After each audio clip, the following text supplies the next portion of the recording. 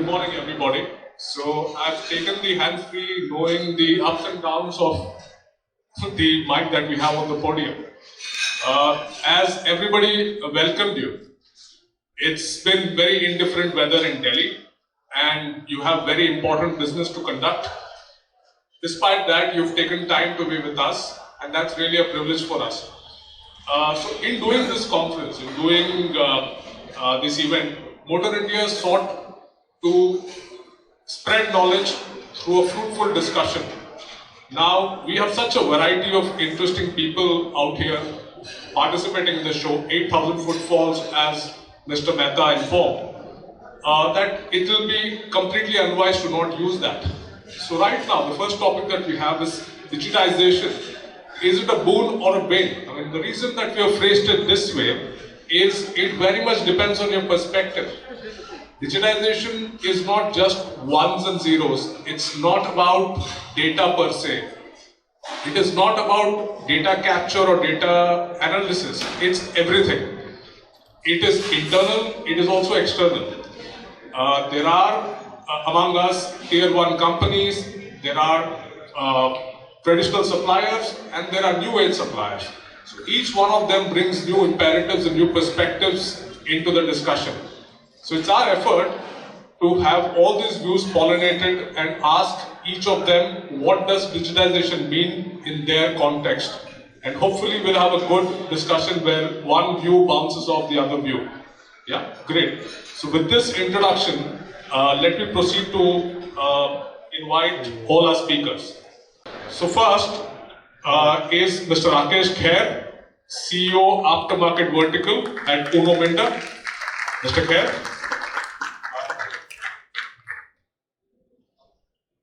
Joining him is Mr. Sharad Bhatia, Head MAHLE Aftermarket India and Head of MAHLE Service Solutions Asia Pacific.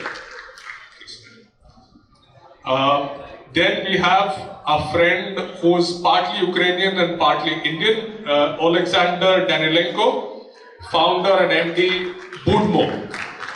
It's a very interesting name and they do interesting work also. Mr. Ravish Deshpande, MD India and South Asia TecAlliance. Finally, Mr. Balasubramaniyam, whole-time director, Speedway. So the way we are going to run this discussion is, let's hear from each of our speakers for about 3 to 5 minutes. And then we pick up maybe a couple of rounds of question and answer, and then we go to the concluding remarks that they might have. If time permits, we'll also come to the audience for some questions. So, Mr. Kher, the mic is yours. Hello. So, good morning, everybody. And the topic of digitization, a boon or bane, I think by all means it is a boon. It's a great boon. And as you're aware that, in the last couple of years, you've seen a huge digital penetration in India. So starting from COVID and then post-COVID, we have seen that I think the mobile users are almost more than 1 billion. And out of that, you have roughly about 75 crores of people who are into, into the internet. And roughly about 50 crores of them are using social media. So this is the kind of, and then you have host of IoT devices which are running into billions. So this is the kind of penetration we are looking at, and I think as the topic is very apt in saying that definitely it's a very big boon. In aftermarket, there are a lot of digital initiatives which can be taken by the organizations, and definitely these are going to not only meet the challenges but also will be able to help you get most of it in the opportunities which lie in the aftermarket. So let's take a few examples. I mean, you can take sales, you can take marketing, you can take supply chain, digital, e-commerce, and also demand forecasting. So there are more 4 or 5 areas which we are all aware of in this side.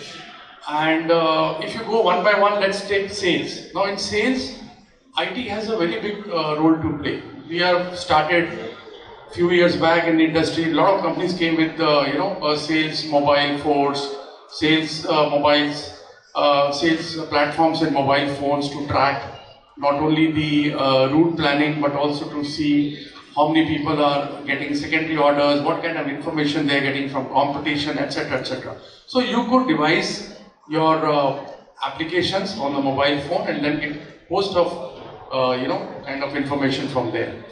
Let's go to marketing. So in sales also you have e-catalogs, then you have you can do DMS, you can have Tableau dashboard. So there are many areas you can operate on the tab in phone and laptops and in supporting to the sales guys in the field. Let's go to marketing. In marketing you will see straight away you can go into the SEO and SEO. If you have a good website, then you can track the content, Google content, which is getting into your platforms, and also see that your keywords which your people are typing to look after the the spare parts, your name comes there first.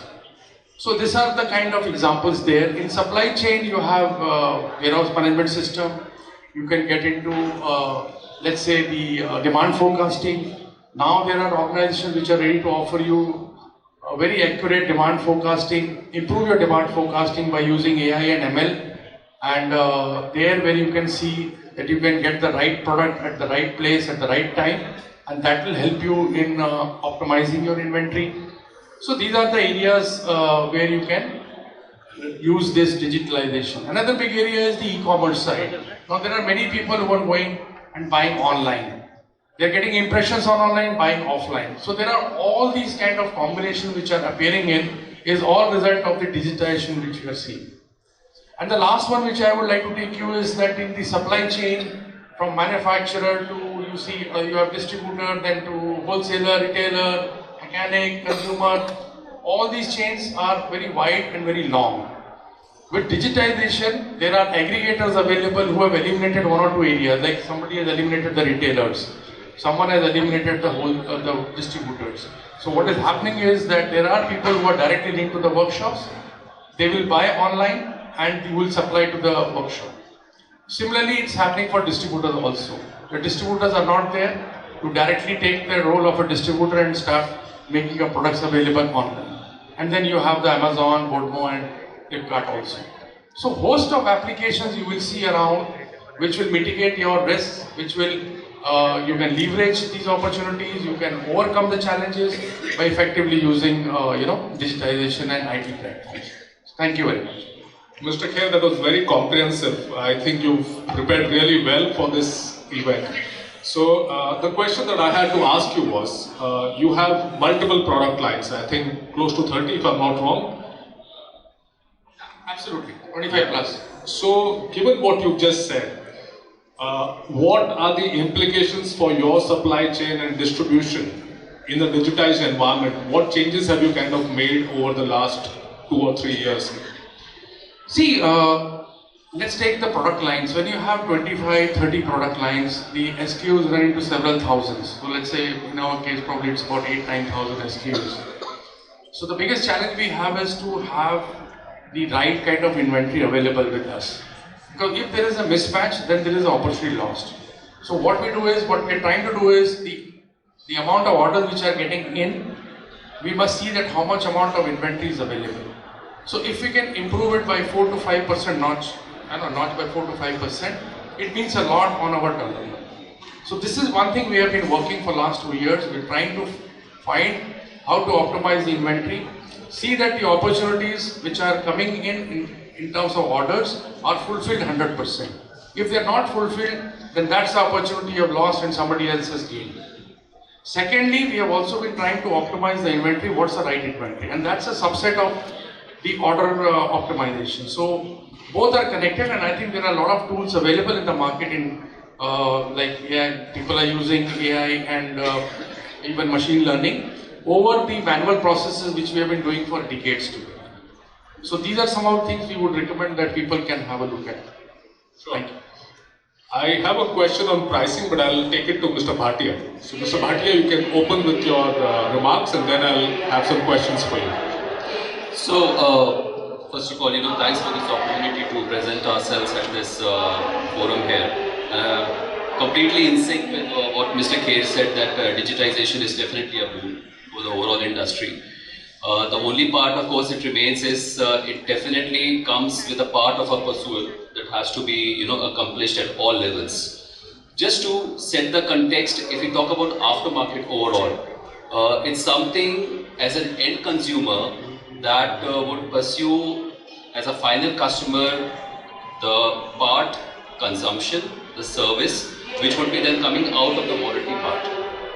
Now, at this point of time, the trigger point, of course, remains is the sale of the vehicles that has happened prior to this particular period, because that sets the context in terms of the vehicle in operation that is being, consumed, or that the vehicle in operation that are being running on the roads in that specific territory, city, region, geography, whatever we may call it as. And that cascades down to the overall potential that the market has to offer. So that's kind of a one as a trigger point where the data starts to trigger in terms of the complete base for the potential to offer. So that's one. The second point, of course, remains is typically when we speak in the aftermarket context, we normally have an orientation to go immediately on the market side. But what we miss is we have to take it in a context of go to source, go to market. And actually, a product's life cycle starts when it starts to get manufactured at the shop floor itself. There, the manufacturing of that particular part, the bill of material, the 3D drawings, etc., the history of how the parts have been sourced in terms of its assembly, at what period of time, what shift, etc., that has been produced. So as God forbid, if there is later on any sort of a warranty, etc., you can trace that down to that effective period. Finally, when it comes to the packaging, now packaging also holds a very, very significant element in the aftermarket, as we all know. First of all, it speaks for the brand itself, that's one. And the second thing also, with all these, to counter the challenges coming in from the spurious products, the data traceability, etc., we have those QR codes getting incorporated.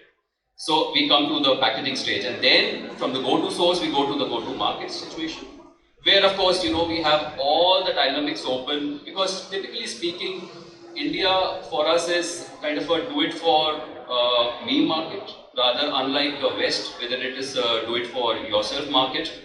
It's a parts-led and a layered market. So we have a fragmented market where it would be, let's say it would be constituting close to about 500,000 garages, roughly about 200,000 retailers, 50,000 distributors. And it's a complete value chain that has to follow from the manufacturers like us, through the distributor, through the retailer, through the workshop, and then finally get on to the vehicle where the end consumer uses that particular part. And in this journey of the whole value chain, which encompasses the go-to-market side, there are various elements, of the digitization which have gained momentum, I would say, in the last 5-6 years.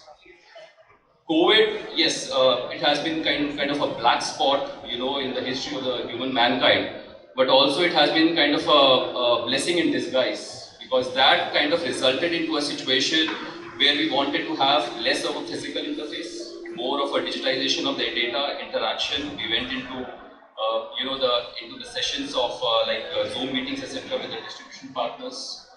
And of course, finally it comes down to the situation where we have to be now very much data oriented in terms of giving our business partners, distributors, retailers, the invoicing patterns, all the loyalty programs that we have on board.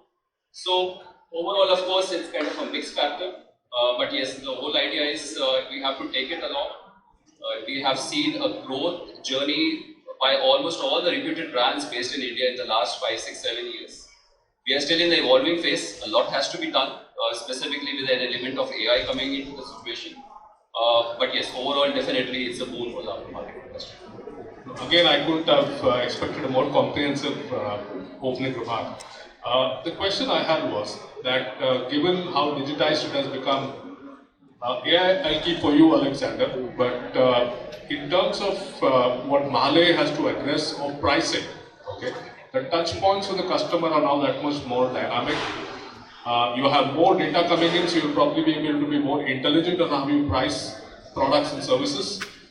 So, what is the, maybe 2-3 line answer to the pricing impact of digitization? Has it been positive or neutral? So, yeah, I mean, first of all, thanks. It's a very valid question in the context of the digitization, of course, and pricing is a key element in terms of how you kind of pitch your product into the aftermarket, because pricing is something that carries the weight of the brand itself, carries the weight of the product quality itself. When we, from MAHLE perspective, when we are invoicing into the market, so we have the complete data available to our disposal in terms of what geography, what city, what town, at what kind of a volumes that we are invoicing a particular SKU. We have the complete trend available as to what has been the trend of that particular invoicing, whether it is kind of a stagnant, upward, downward. And then of course it comes to the situation where we get to understand, of course, our pricing patterns of course are known to us. But then of course we have to be very, very vigilant in terms of, how is the competition performing, what type of loyalty programs that are there, how the OES are performing at that sort of a level. Once we have that particular data available, then comes the part of a very careful, critical analysis as to see how we can, relatively pitch point in terms of a more, I would not call it as an aggressive pricing, but in more sort of an optimal pricing into the market that would fetches the brand value that MAHLE has to offer to the consumer for that particular SKU. So yeah, of course, pricing is definitely one very, very kind of important aspect that gets advantage from the digitization and the overall data analysis part. So the short answer is that it's a plus. Plus. Absolutely. Excellent. So can I now move to Oleksandr? Oleksandr, like I said, interesting name, interesting company. You are a Ukrainian based in Gurgaon. Tell us about your journey, and digitization obviously is your bread and butter. So you can talk about how it works for you, what goes behind the scenes. Thank you very much for inviting me here. It's a really honor to sit in between of whales of industry. True, I'm from Ukraine. I started my journey in Eastern Europe spare parts distributor, and I tried my first attempt of digitalization was there. I tried to launch the e-commerce website, particularly in Ukraine, and I understood that it's not only about the IT development, it's also about the change in the company. So I faced a very strong resistance from corporate managers, and eventually I left. I started different companies since then, and somehow I decided that I'm strong enough to digitalize not a corporation but the industry in another big country. So I have been living in India for 9 years, so I witnessed this development of digitalization in India. You rightly said about 1.0. We came with the idea that we will make everything will be digital. And it took so long for us to understand the industry from inside. What you see, the flashy website pages of application, right? It's all digital. But when you don't have a proper digitalized supply chain, it leads to disappointment from the customer side, and you're losing your image and sales. So we see a difference in approach or attitude exactly after the COVID, when, as rightly Mr. Chari said, that manufacturers start thinking about that it will be less human interactions in future, and they were agreeing to cooperate with us more closely. And since then we got much more responses, and they signed contracts with manufacturers all across India. There's still a long way to go. Okay, so the journey was difficult, but once you picked up speed, it went pretty fast, is what I understand. I would say no. So just it's not yet there. Distributors, manufacturers start thinking about this, but this really, really long way to go, because you have to update the DMS. I know, for example, right now big OEMs are changing their DMS systems. Right now they are undergoing 2 at least, I know, from inside. So, I mean, it will take years to them to set all the processes of analyzing their warehouse, proper planning the production, then control the distribution online, and has just started. Excellent. I like the humility. So let me go to Ravish. TecAlliance is also very interestingly placed in the sense that you not only are an e-commerce company, so to speak, you also enable businesses to be better at digitized solutions. So talk to us about your experience in educating and making the Indian aftermarket more productive, so to speak.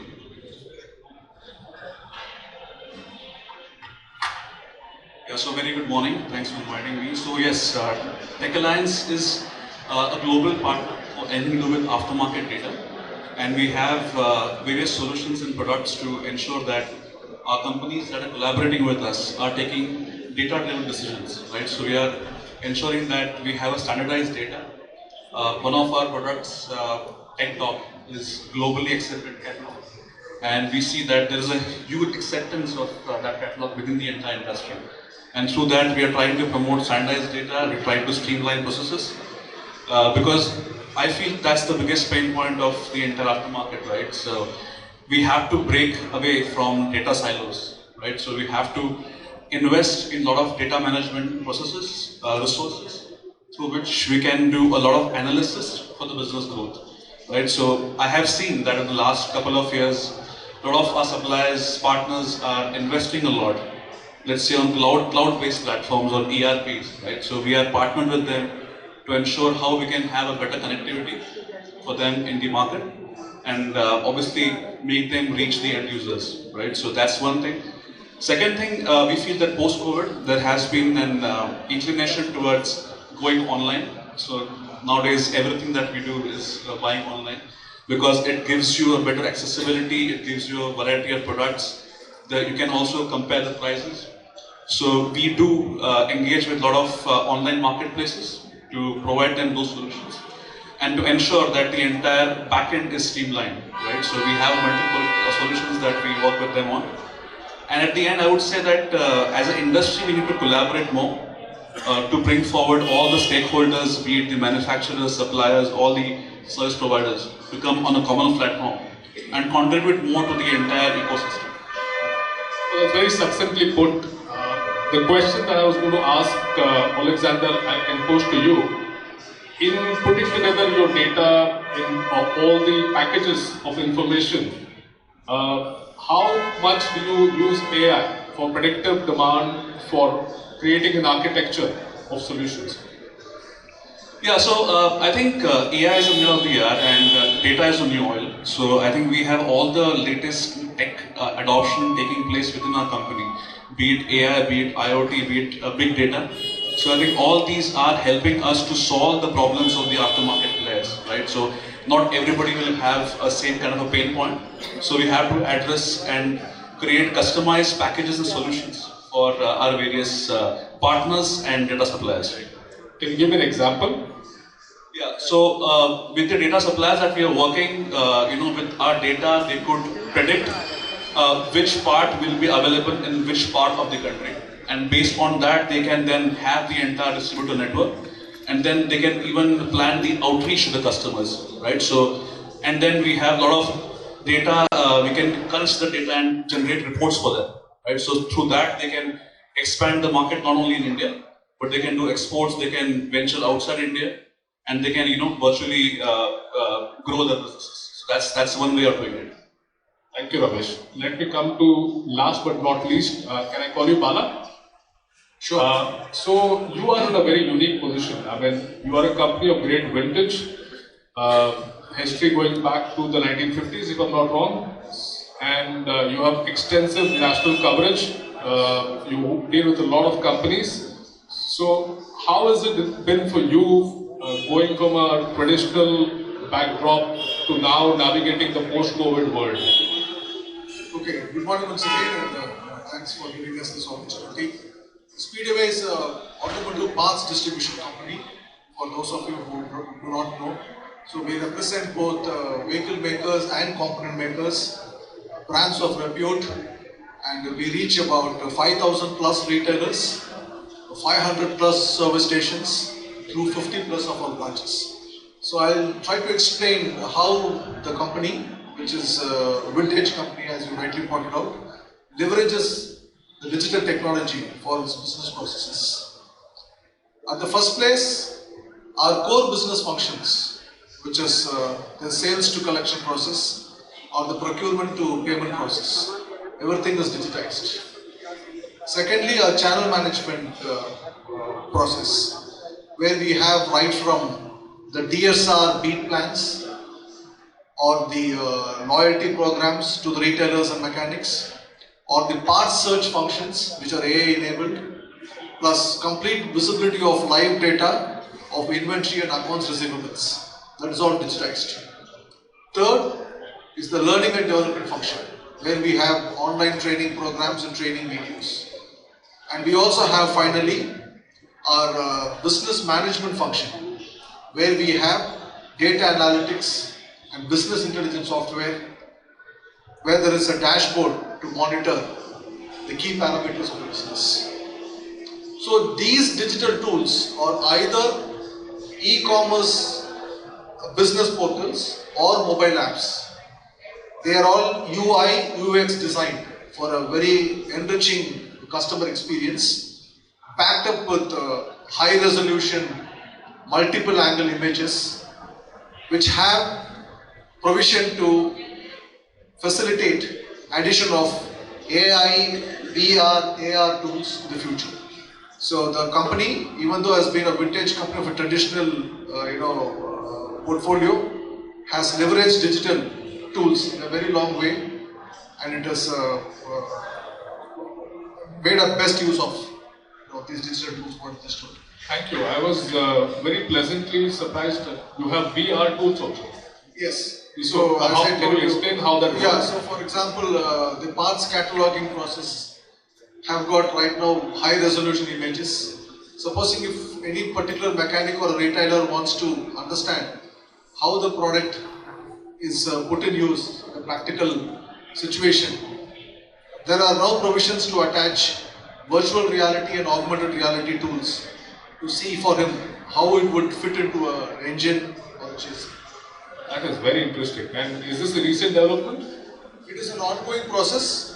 It started with images and now it is VR and AR enabled. Thank you. So from VR, let's come to Mr. Kher for a big picture view. From taking off from what Ravish had to say. Ravish mentioned the need for collaboration within the industry. So here we have pretty much a cross section of the industry amongst us, representing tier ones, tech entrepreneurs, companies, a traditional company which is coming to the new age. So how do you think the industry can collaborate meaningfully in terms of inventory, pricing, customer reach, etc.? I think there is a wide scope available here. We have all presented our views on digitization, and you would have observed that there is a huge leverage we all can take from the various methodologies we followed, like he mentioned about AR, VR. So, in our website also we have a moving car and a moving motorcycle showing you all the parts, identifying the parts there. I think it is easy to navigate, and at one place the customer walks into the website, it doesn't have to spend more time in going through the long list of the products. You can quickly see that from a vehicle moving 360 degree, you can see that kind of parts which are applicable or available from the manufacturer. So that's one important area where a lot of these new tools are coming in. On the side of the Boodmo, I think excellent opportunities they are offering here. They have cataloged the parts very nicely. They have cross-referenced the parts of OEMs and also the tier 1 suppliers. So that's a very big job. It takes long time, and I think there is a lot of benefit for tier 1 also here. That with the cross-referencing, what we have not been able to do for so many years, they have been able to do at a short time. And I think this is where we are also trying to see at maximizing our opportunities lying here, and we also sell parts on their platform. So coming to that, then there are Amazon and Flipkarts also, so those are retailers, but here there are retailers in the niche market, there are probably a channel marketplace. So this is a specific marketplace, automotive market, there's a channel marketplace, but there also there's a huge amount of sale is catching up there, because as he mentioned on do it for me, I think that do it for me also is catching up. So do it for someone else or do it for us also, but do it for me or do it yourself is also catching up very fast. Especially after COVID and the COVID DIY modules, a lot of people have come up. Many manufacturers have set up a lot of videos also showing that how you can quickly replace a battery or a horn or a signal lamp within 4 or 5 minutes, or even go for alloy wheels. So there are many parts which you can order online. Either you can replace it yourself or go to the nearest garage and get it done. So there are opportunities there also.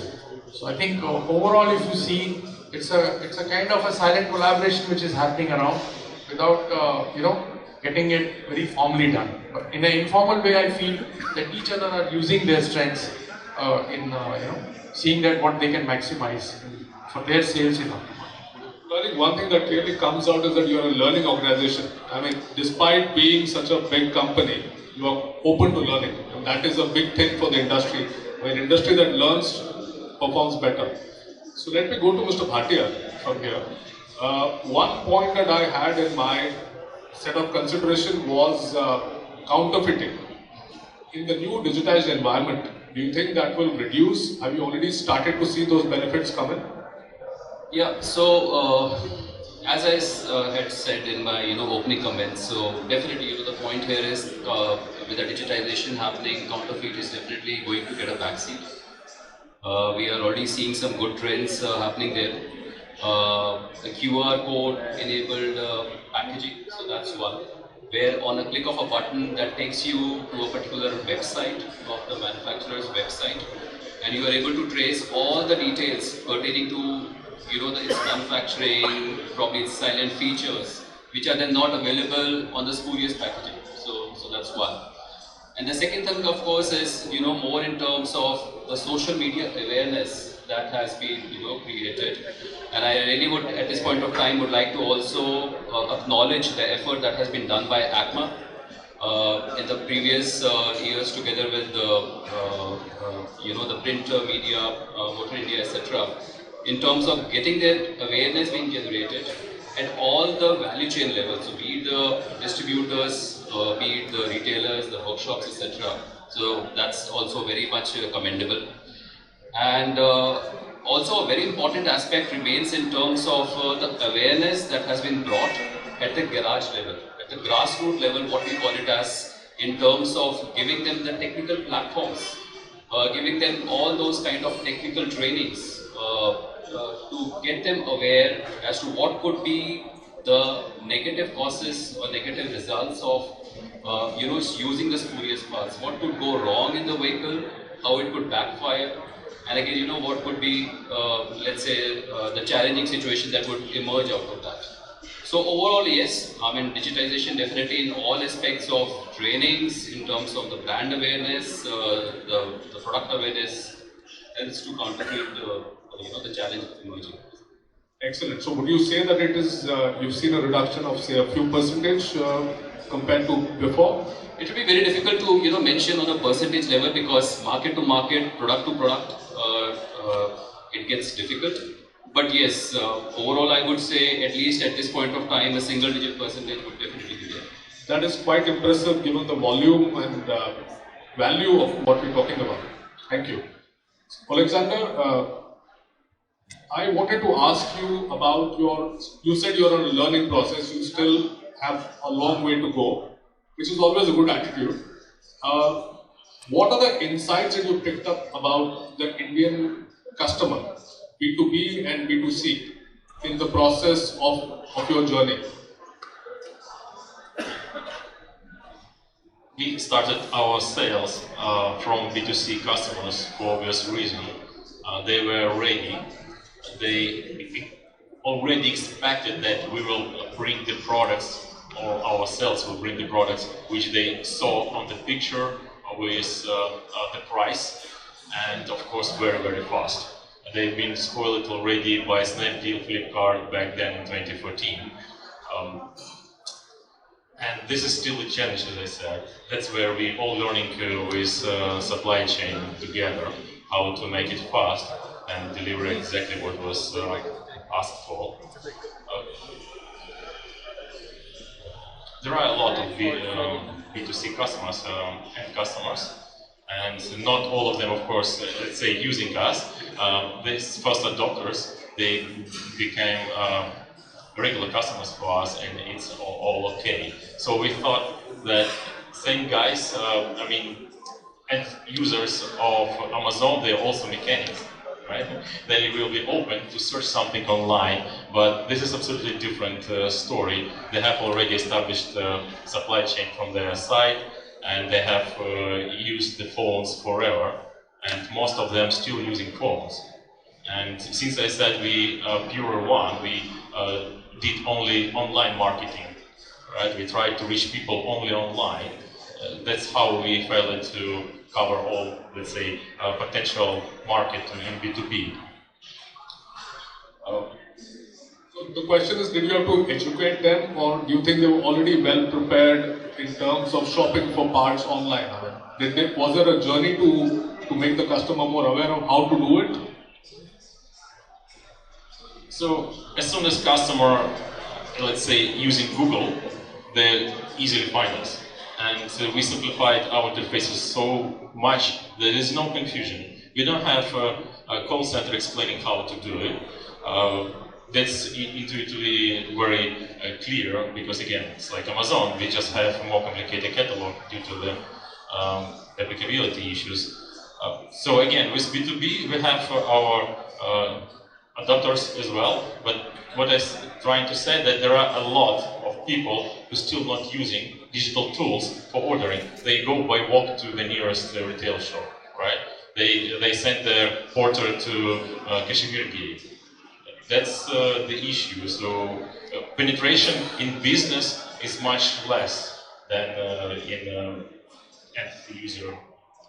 No, that is a very interesting point to take off with Ravish. Ravish, why is it that people still go to Kashmiri Gate when there is so much available online with quality people? What are the motivation?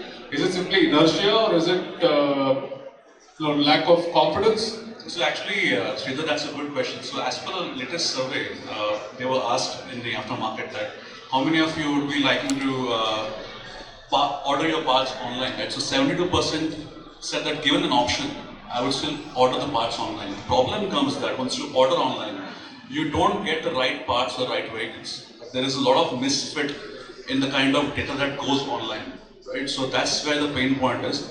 And I think that's why we don't have a great transparency within the industry, right? Sad, because obviously ordering parts online also something that go wrong. That might be additional cost at your end.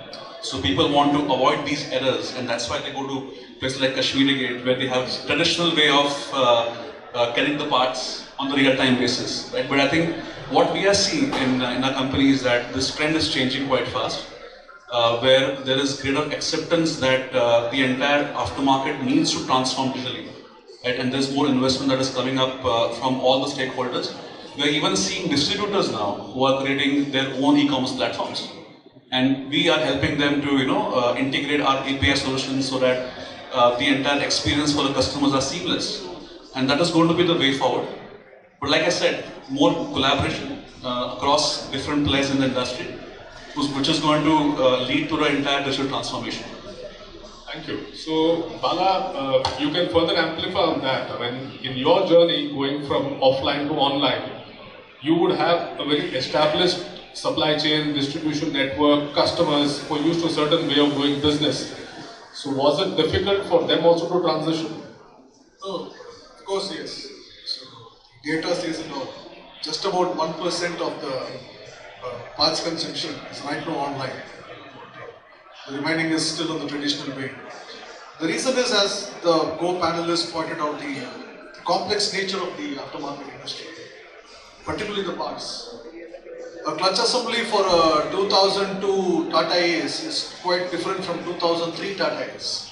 So you have so many variants, so many complex parts, and unless the the mechanic or the consumer is sure of the part what he has ordered, the return to origin loop in this online business cycle, that cost becomes very prohibitive. So almost 40-50% of the parts which were ordered were returned to the origin because it was not the right part. So we could see but of course that's not it's not all negative. We could see much better online presence in consumables like lubricants, batteries, tires. So you don't have that many variations, unlike a brake or a chassis part. So in those areas, accessories is another area where you have a better online presence or a better online response. But of course, parts is going to take a long time. That's why I said that we have high resolution images to exactly describe how a part looks, so that he can look at the part in hand and then compare it with what he sees on the screen. Plus, we have now the AR, VR coming in. So these things will help. But even in the overall retail industry, online is just about 30%. So we need to understand that online is a growing segment, and in aftermarket, particularly in automobile parts, it will take some more time because of the very nature of the automotive parts industry. Because we have huge variance. So what I'm picking up is that there is a lot of complexity, a lot of evolution, so which needs to be communicated and understood in real time. So pretty much everything will not have a textbook solution. Yes, of course, yes. Great. So I think with time running out, we are going to keep it to one set of closing remarks from each of our panelists. You can take a couple of minutes. You've spoken, you've heard. Maybe you could sum up your thoughts on the digital journey for your organization going forward. Mr. Kher first. Okay, so on the digital side, definitely the first point which comes is how much of sale we can have online. And there has been discussion here. So traditionally, the market is operating today on a distribution model with a long supply chain. You have a manufacturer, distributor, retailer, etc., and then mechanic and all. So there is a long chain. So will this chain continue? People will like to go there. I think there is a mixed opinion here. For the simpler parts, obviously, people will go on online. And for the complicated ones where there are specifications playing, applications should be known exactly, there probably you'll have to go and physically buy it. But definitely what we feel is that there are certain product lines like accessories which have really taken off. Now, accessories again, the problem is that it is a highly unorganized sector. So the sale of organized sector in accessories is hardly 1%. So to get that sale on online, probably definitely this is going to increase. But otherwise we feel that the traditional models will continue because people are tuned to that, and the kind of buyers also who come from smaller places to bigger towns, they have a long list of kind of items. Somewhere they go here into 3-4 shops they have to visit and collect that and take it back. So the point here is that the entire Indian landscape, there are 7 lakh villages, tehsils, where the traditional methods will continue. It will be impossible to get them online. So that is one thing, but definitely on an overall turnover basis, I don't think it will be more than 1 or 1.5% of anybody turnover getting online. The second point is on the packaging.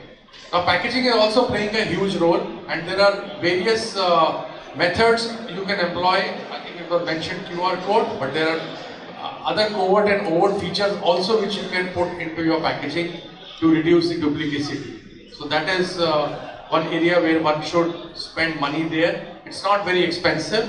You should have good printers who print and have difficult color combinations, and then overt and covert packaging. You can reduce your spurious content over there. So that is the point we will probably like to highlight, that no one has paid so much of emphasis on the packaging. There are very few companies who are emphasizing on packaging, and I think that you can easily benchmark Bosch. You can see their packaging and the kind of way they have brought the features in. I think they've drastically cut down their spurious parallel market which they are operating. So I think these are the 2-3 points. Probably would like to take it here. Thank you, Mr. Kher. Mr. Bhatia? Thank you. So, in terms of your, the concluding remarks, so I'll have 3 points for submission. One and foremost is that, the digitization has to be the core of the DNA of the overall business. There was a time in the aftermarket itself, and at least I can speak of ourselves here in India, that, we were typically working on the conventional methods of how we were operating on the aftermarket business, and we were kind of influxing at various sub-processes levels that, this could be digitized in this way or that could be digitized in this way. So I think that time has already gone, bypassed us, and that's a good situation. Now, when we are at this sort of a level where so much of our technological advancements are available to our disposal, so we have to look at the complete process. And again, I come back to the point of the go-to source and the go-to market, where each and every module, each and every process has to be digitized. Then only we will have a very kind of a constructive platform available to gain its full advantage or the full potential. So that's one. The second thing, of course, typically we are in the business and we are also governed by the factors of the cash flow management, operating margins, etc. But digitization cannot be a short-term approach. You have to have investments coming in. Of course, you have to have those balanced investments coming in, which of course, kind of balance out the payback also, that has to be expected. But digitization has to be kind of definitely of a long-term approach, and that's the way it has to be planned. And the third and final would be that the way we have our KPIs, which are kind of encircling our business performances, in a similar fashion, we should also be having the KPIs along the digitization aspects also. It should not be a situation where we have kind of set the process and that's it. So we have to continuously monitor, track what is the payback that we are getting out of that particular process. Is there any kind of a iteration that is required to that? And it has to be a continuously evolving, continuously revamping process. So that would be the take home today. Well, thank you very much. I mean, the thing I picked up was that digitization cannot be a short-term goal. Oleksandr, your remarks. I believe that digitalization is just a future. It's definitely a long-term perspective, and there is no other way. Success for our industry is to share the information, right? So then make it transparent up to the end customer. I want to make a remark regarding the why people do not buy online, fearing that it will not fit. So we have a real data, sales data, and this like few percent of returns from B2B is because of wrong fitment. We are capable of correcting this data, right? After this feedback, it's not a problem. It's much more complicated issue exactly of whole system when we can't get the product in time and deliver to the customer according to expected ATA. Overall, this is a huge change, and everybody has to take their stance and think about the strategy to wait a little bit and look, or join the flow, or try to lead, right? But in a few years it will be too late to choose the latest one, right? You will be able just to join, or you will be forced to join, let's say, just to be part of this industry, or you will go out. Of course, big companies, they have resources, it's probably said, for investment. So, but it's no other way. You have to join, and the sooner the better. So you're saying that it's also about companies being prepared to move the Kashmiri Gate guy away from the Kashmiri Gate and come to the online world by being more prepared with their processes, right? The Kashmiri Gate leave, no problem, but it will definitely be diminished. And I want to say that with transparency and availability of data, even small seller in Kashmir Gate can join this game, right, and survive. Excellent. Right. Ravish? Yeah, so I feel that any tech adoption in any industry is difficult, It's a slow process, but at least in aftermarket, it's a gradual process and it's going to escalate quite high in the coming years. So I feel that, like I said, more collaboration, but at a broader level, there has to be a kind of a comprehensive data strategy, which all these companies needs to take to have the transformation within themselves. So more investment in data, more investment in resources through which they can build these platforms. And I think more than intent, commitment is what is required in the industry. I like it. Commitment is more important. Great. Over to you. Yeah. So see, needless to say that digitization is a boon, and as an organization, we need to leverage digital tools to help us to improve upon our operational efficiency. But however, there is one bane I can think about. In the aftermarket, particularly in any business, the time to market and the response time is very critical. In the age of digitization, we are all bogged down with a lot of data. So one should have the expertise to analyze and interpret the data in such a way which gives them a meaningful insight. At the same time, it does not delay the time to response to the market. So we should not become more data centric. We should have some common sense in our heads and act accordingly. So you're saying that there should not be paralysis by analysis. Exactly. So that should not happen. One bane I can think about. Exactly. I think we have about, thank you very much all of you. We have about maybe a couple of minutes to take questions from the audience, if there are any. You can just raise your hand. The first question gets some tea or coffee. Who's that? Yeah, please. Can you please pass on the mic to him? Mr. Kher mentioned about, shift to DIY.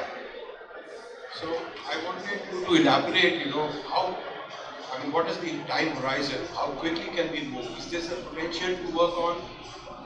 Because I believe, AR, VR, DIY is the tool which can actually uplift, online purchases and all everything. It can really push. So how optimist or pessimist you are about DIY in India? So, okay, there are two answers to this.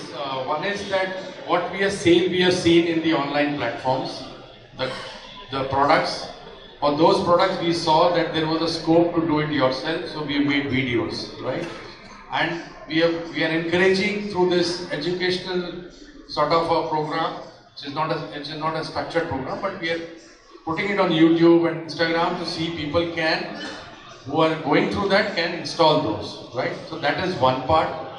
The other one is that if you go to developed countries, the DIY content is much higher because the labor costs are very high.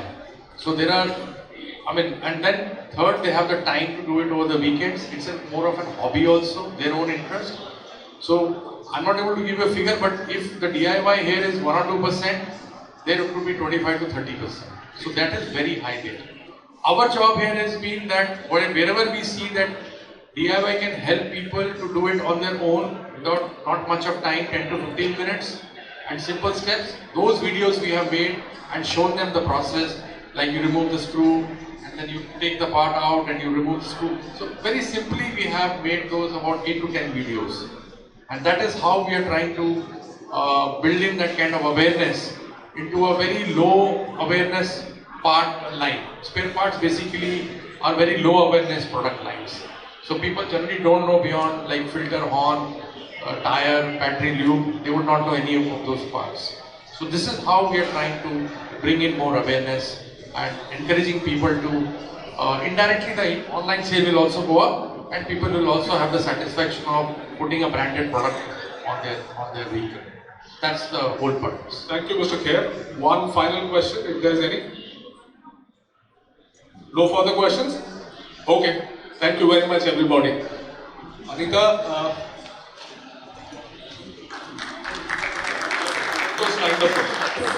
absolutely. Thank you, gentlemen, for the in-depth and enlightening discussion. And I would request Sridhar to present mementos to our esteemed speakers. Mr. Rakesh Kher.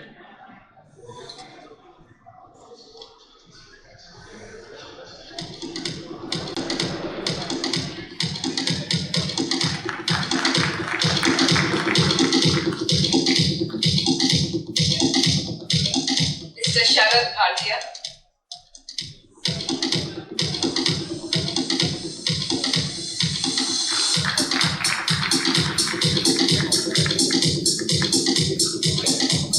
Mr. Oleksandr Danylenko.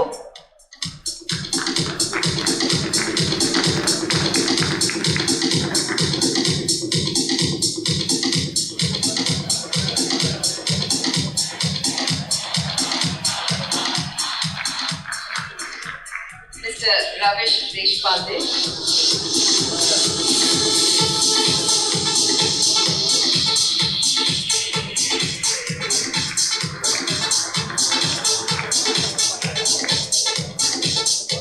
And Mr. Balasubramaniyam.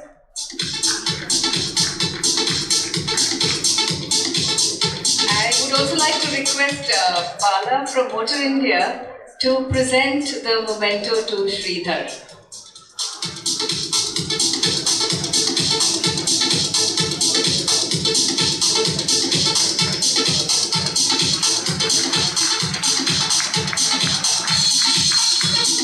Thank you, gentlemen.